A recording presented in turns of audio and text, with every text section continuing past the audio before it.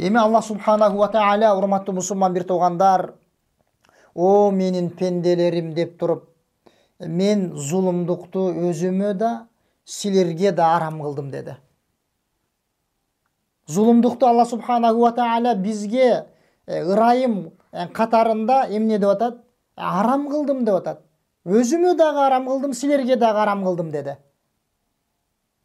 Зулумдук деген, урматтуу мусулман бир туугандар,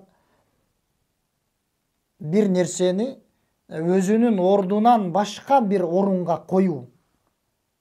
Ушул зулумдук. Эгерде бир нерсени өзүнүн ордунан башка бир жерге кое турган болсок, бул зулумдук болот. Азыр келет мааниси кенен. Анан бул зулумдук, урматтуу мусулман бир туугандар, алымдар эскергендей, 3 түрлүү болот. Пенделерден боло турган зулумдук, урматтуу мусулман бир туугандар, бул 3 түрлүү болот. Биринчиси пенденин өзү менен, пенде менен Раббисинин ортосундагы зулумдук. Раббиси менен болгон мамиледеги зулумдугу инсандын. Бул зулумдук, урматтуу мусулман бир туугандар, кечирилгис зулумдук. Бул кайсыл зулумдук? Бул ширк зулумдугу, урматтуу мусулман бир туугандар. Аллах субханаху ва тааля Лукман сүрөсүндө айткандай, инна ширка ла зулмун азим деген. Албетте ширк чоң зулум деген. Ширкти Аллах субханаху ва тааля чоң зулумдук деп атап атат. Жана ошондой эле Аллах субханаху ва тааля Ниса сүрөсүндө инналлаха ла ягфиру ай юшрака бихи деп атат. Ушул зулумдукту айтып атат, кечирилгис күнөө экендигин. Аллах таала ага шерик кошулуусун, ширк кылынуусун кечирбейт деп атат. Эгерде пенде, урматтуу мусулман бир туугандар, ушул зулумдукка түшө турган болсо, ширк зулумдугуна, анан бул зулумдуктан тообо кылып, андан кийин ыйман менен кетпей турган болсо, урматтуу мусулман бир туугандар, бул зулумдук кечирилгис зулумдук. Бул зулумдукту Аллах субханаху ва тааля кечирбейм деген. Аллах субханаху ва тааля Ан'ам сүрөсүндө алладина аману ва лам ялбису иманахум би зулмин улаика лахумул амну ва хум мухтадун деген. Ыйман келтирип, жана ошол ыймандарына зулумдукту аралаштырбагандар, ошолорго тынчтык болот эки дүйнөдө. Жана ошолор туура жолдо деген. Ыймандарына зулумдукту аралаштырбагандар деп атат. Бул жердеги ыйманга аралашкан зулумдук, урматтуу мусулман бир туугандар, ширк зулумдугу. Эмне? Кайсыл зулумдук? Ширк зулумдугу, урматтуу мусулман бир туугандар. Демек, мусулман адам эң биринчи сак боло турган зулумдук бул ширк зулумдугу болуш керек, урматтуу мусулман бир туугандар. Бул биринчи бөлүгү. Экинчи бөлүк зулмун байнал абди ва нафсихи. Пенденин өзү менен болгон мамилесиндеги зулумдугу. Башкача айтканда, өзүнө өзү жасаган зулумдугу. Бул кандай болот? Бул күнөөлөргө түшүүсү менен болот. Эгерде мусулман адам күнөөгө түшө турган болсо, ал өзүнө өзү зулум кылды. Бирок бул зулумдук, урматтуу мусулман бир туугандар, эгерде кичинекей зулумдук боло турган болсо, башкача айтканда кичинекей күнөө боло турган болсо, бул мүмкүн кээ бирки хадистерде келгендей, кээ бирки амалдар менен жууп тазаланып турат, кечирилип турат. Ал эми чоң күнөөлөр боло турган болсо, ал Аллах субханаху ва таалянын каалоосуна байланыштуу. Эгерде кааласа кечирет, каалабаса кечирбей, аны өзүнүн адилеттүүлүгү менен азаптайт. Эгерде инсан күнөөгө түшүп турган болсо, ал адам өзүнө өзү зулумдук кылып атат, урматтуу мусулман бир туугандар. Бул зулумдуктун экинчи түрү. Үчүнчү түрү зулмун байнал инсани ва байнан нас. Адамдар менен болгон мамилесиндеги зулумдугу. Пенде, мусулман адам же кайсы адам болбосун, адамдар менен болгон мамилесинде ошол башкаларга зулумдук кылат. Анын алардын же бул жерде айтылып аткандай алардын мал дүйнөсүнө зулумдук кылышы мүмкүн. Же болбосо алардын аброюна шек келтирип зулумдук кылышы мүмкүн. Же алардын канын төгүп зулумдук кылышы мүмкүн. Бул адамдарга болгон зулумдукту, урматтуу мусулман бир туугандар, ушул нерсени жакшы билели. Аллах субханаху ва таала кечирбейт, ошол адамдар кечирмейинче. Сен зулумдук кылып койгон мусулман бир тууганың, урматтуу мусулман бир туугандар, ким болбосун ал, мусулман болбосо деле, эгерде зулум кылсаң, ошол адам кечирмейинче Аллах кечирбейт бул зулумдукту. Ошон үчүн бул жерде айтып атат: "Илла хада ла ягфирухулла илла иза самахал мазлумун" деп атат.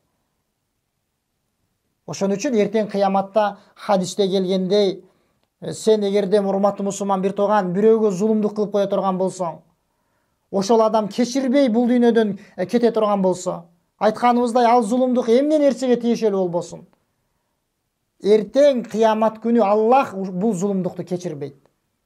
Качан ошол адам кечирмейинче.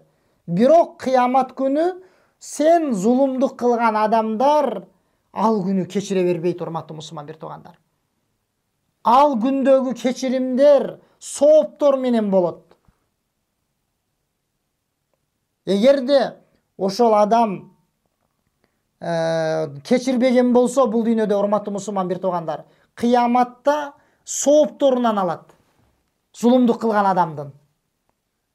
Ал жакта айтканыбыздай мал дүйнө болбойт, ал жакта. Ал жакта тааныш билиш болбойт.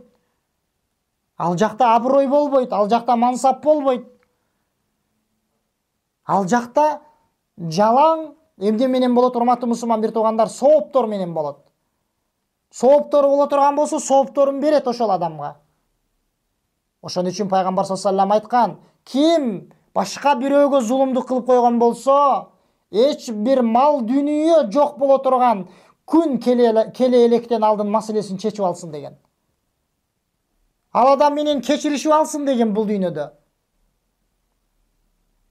Эгерде сообу жок болсочу, урматтуу мусулман бир туугандар, сообун бере турган, бериш үчүн сообу калбай калса эмнеси, сооптору калбай калса эмнеден берет? Сооптору калбай кала турган болсо, ошол зулум кылган, зулум чеккен адамдын күнөөлөрүнөн өзүнө жүктөйт. Ошол күнөөлөрдү алып, ошол күнөөлөрдүн азабын чегет, урматтуу мусулман бир туугандар. Бул кайсыл зулумдуктун кайсыл түрү? Үчүнчү түрү, урматтуу мусулман бир туугандар. Бул ошол адамдарга болгон зулумдук, башкалар менен болгон мамиледеги зулумдук. Бул айтканыбыздай сөз менен болсун, же болбосо диний мүчө менен болсун, эмне нерсеге тиешелүү болбосун, айырмасы жок. Кыямат күн келүүдөн алдын ушул зулумдукту, урматтуу мусулман бир туугандар, эмне чечип алуу керек. Эгерде акысын жеп койсоң, ага кайтарып берүүң керек. А эгерде ага сөз менен зулумдук кылган болсоң, ал адамдан кечирим сурап, кечиришип алышың керек. Ошон үчүн Аллах субханаху ва таала бул кудси хадисте айтып атат, урматтуу мусулман бир туугандар: мен зулумдукту өзүмө жана силерге арам кылдым, эми бири-бириңерге зулумдук кылбагыла деди. Аллах субханаху ва таала Ибрахим сүрөсүнүн 42-аятында айтат: "Ва ла тахсабанналлаха гафилан амма я'малуз-залимун. Иннама юаххируhum лияумин ташхасу фихил абсар" деп. Аллахты зулумдук кылып аткан адамдардан бейкапар деп, аларды билбейт деп, алардан кабарсыз деп ойлобогун дейт. Иннама юаххируhum лияумин ташхасу фихил абсар деп атат.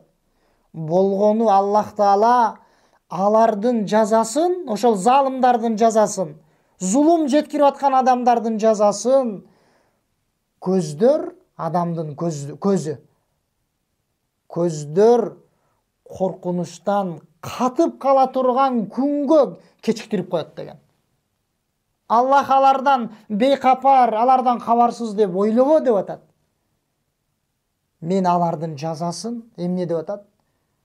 Коркунучтар, көздөр катып кала турган күнгө кечиктирип коем деп атат Алла субханаху ва таала. Жана да пайгамбар саллаллаху алейхи ва саллям Бухариде, Муслимде келген хадисинде айттыга: "Ваттaqi da'watal mazlum" Муад радияллаху анхуга зулум чегип турган адамдын дуасынан сак болгун деди го. Сен эгерде бирөөгө зулумдук кыла турган болсоң, эми ошол адам дуа кылып кое турган болсо, урматтуу мусулман бир туугандар, ошол дуасынан сактан деп атат. Бул деген сөз ал адамга зулумдук кылба деп атат. Эгер зулумдук кылып, анан ал адам сенин каршыңа сага бир жаман тилек айтып дуа кылып кое турган болсо, эмне деп атат? Fa innahu laysa baynaha wa baynallahi hijab. Анын дуасы менен Аллахтын ортосунда эч кандай тосмо жок деп атат. Түзмө-түз кабыл болот деп атат, урматтуу мусулман бир туугандар. Көрдүңүзбү? Бул дүйнөдө деле Алла субханаху ва таала зулумдук чегип турган адамдын дуасын кабыл кылып коем деп атат. Наби саллаллаху алейхи ва саллям айтып атат ушул нерсени. Айтканыбыздай, бул жерде шейх айтып аткандай, ал зулум чегип аткан адам мусулман болсун, мусулман эмес болсун, урматтуу мусулман бир туугандар. Ал адам күнөөкөр болсун, күнөөкөр эмес болсун, айырмасы жок. Ошон үчүн Алла субханаху ва таала бул кудси хадисте бири-бириңерге зулумдук кылбагыла деди. Эгерде, урматтуу мусулман бир туугандар, мусулман адам зулумдуктан сак болуп, зулумдукка алып бара турган себептерден сак болбой турган болсо, инсан ал зулумдукка жакын, инсан зулумдукка тез эле түшүп калат. Анткени Алла субханаху ва таала Куранда Ахзаб сүрөсүндө иннаху кана залуман жахула деп атат.